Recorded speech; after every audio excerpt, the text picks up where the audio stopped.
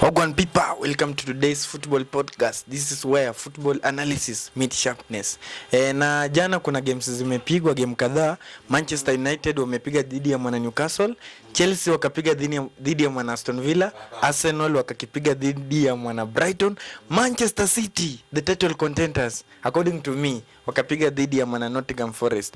Na tukiangalia mechi kati ya mwana Manchester na mechi kati ya mwana Manchester United na mwana Nottingham Forest. Ukiangalia hiyo game, Manchester City started very well. Semenya wakawapatia the early lead.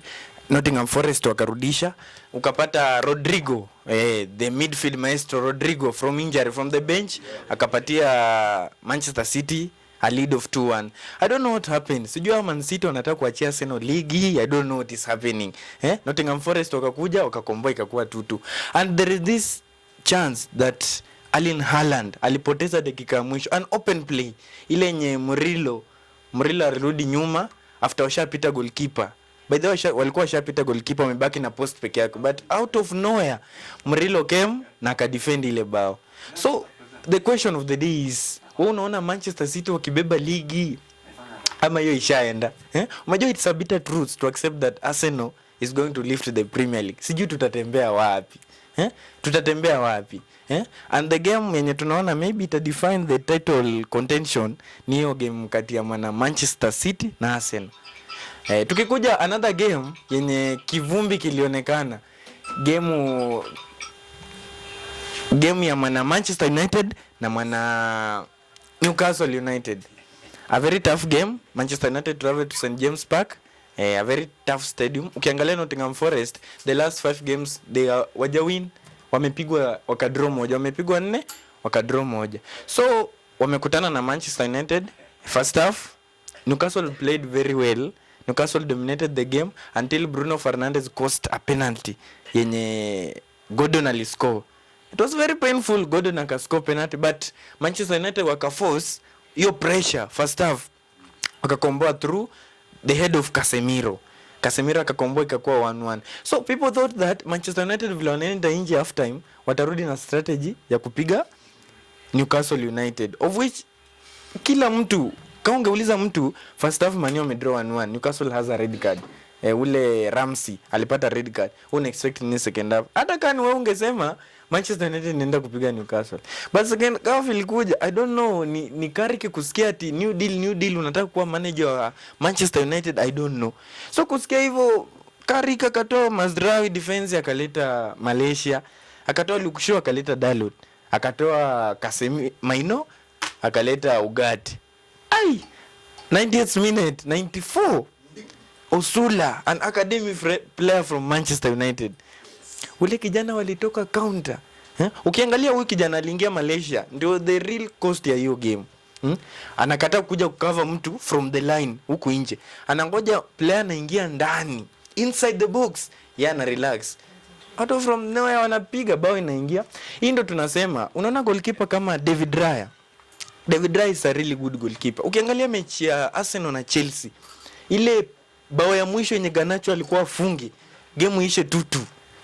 Raya really ilikuwa the same incident. Vile ule Osula alipiga bao Man U kapigwa 2-1. Ndio the same way Garnacho alipiga ikaenda 2-1. Garnacho alipiga but Raya ka stretch akatoa hiyo game, hiyo ball. So Manchester United walipoteza, but the good thing is they are still in position 3 with 51 points and a goal difference of +11. Chelsea, there is this game that everybody wants to hear. Indo game yenye undugu iliisha.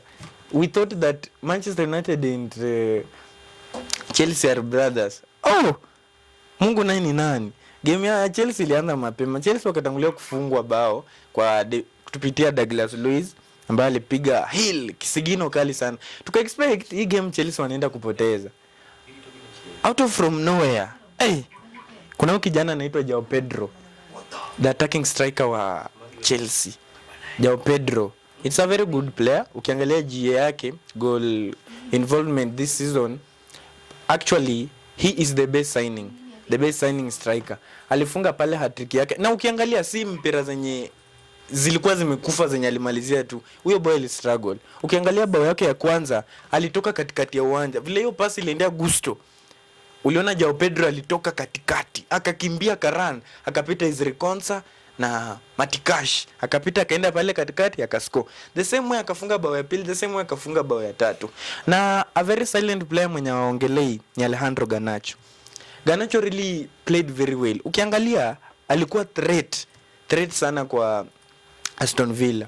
Aston Villa wako position 4, which is a very good position yenye we expect maybe watacheza UEFA Champions League, but upon the last 6 game results, Aston Villa have really struggled a lot. They have win none. Wamepigwa na number last Wolverhampton Wanderers, ndio wamepigwa na Chelsea 4-1. They are still wanapigwa wakienda. Ukiangalia next wako na Manchester United. Of course Manchester United will not allow to lose a second game in a row. It's difficult. Na pia Aston Villa hawata allow ku lose tena. We expect a very tough match. Na tukikuja kwa match of the day yenye ilifunga siku yenye watu waliongea vibaya kuihusu, Arsenal dhidi ya mwana Brighton. A very raw game. A very raw game yenye haikuwa na utamu. Ukiangalia first half, Arsenal ile bao ilikuwa blanda ya Baleba. Walipiga ikadeflect kwa Baleba na ikaingia ndani. Arsenal had one shot on target, hiyo yenye iliingia Baleba. Brighton walikuwa na 3 shot on target, but unfortunately hawana creative player mwenye ata create zile chances at least wa score. So ukiangalia coach wa Brighton Hasler alisema kuwa Arsenal ukiangalia they are using every means to win Premier League, of which wakiwin your Premier League of course they will win and it will not be decent. Yeah, ukiangalia next games za Arsenal wajacheza na mwana Manchester City, wajacheza na mwana Everton. By the way, kama kuna timu inaenda kusumbua Arsenal, Everton ina play a low block game. Ukiangalia Arsenal, by the way, ukiangalia Arsenal the last 3 games, a player who won man of the match ni Gabriel Magalhaes. Magalhaes really plays with passion for the badge. Na mimi nasema if Arsenal will fail to win the Premier League, I'm just saying in case wata lose very quality players, because next season ukiangalia teams zimejipanga. Ukiangalia Chelsea wamesign, wamejipanga, wanataka qualify kwa UEFA. Of course next season watasumbua. Ukiangalia Manchester United, they are coming. Ukiangalia timu zimejigundua. Ukiangalia of course Manchester City hawakosangi kuwa hapo every season. Manchester City, Pep Guardiola lazima asumbue. So if Arsenal fails to win Premier League or UEFA Champions League, mimi naona Arsenal wakibaki tu na wakina Hinkapi, wakina Bukayo Saka wao, yeah? So the question of the day is, according to the upcoming Premier League fixtures between Arsenal and Manchester City, which team will win the English Premier League? Bado of course you are writing off Manchester City. Remember Manchester City msinimalize, sijataja Manchester United wako position 3. Manchester City wako na game in hand.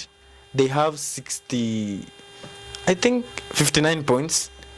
60 points I mean. Walidraw jana na mana Nottingham Forest. They have 60 points. Arsenal wako na 67 points. So if your game in hand Manchester City wata win, itaingia 63-67, which will be a difference of 4 points. Ukiangalia Arsenal wajacheza na Manchester City. Of course kama Manchester City wanataka kunyang'anya Arsenal title, they must win. Ukiangalia Everton sio rahisi, ukiangalia West Ham sio rahisi, they have a long way to go, so we never know. So comment section, which team do you think will lift the English Premier League? Until next time guys, see you.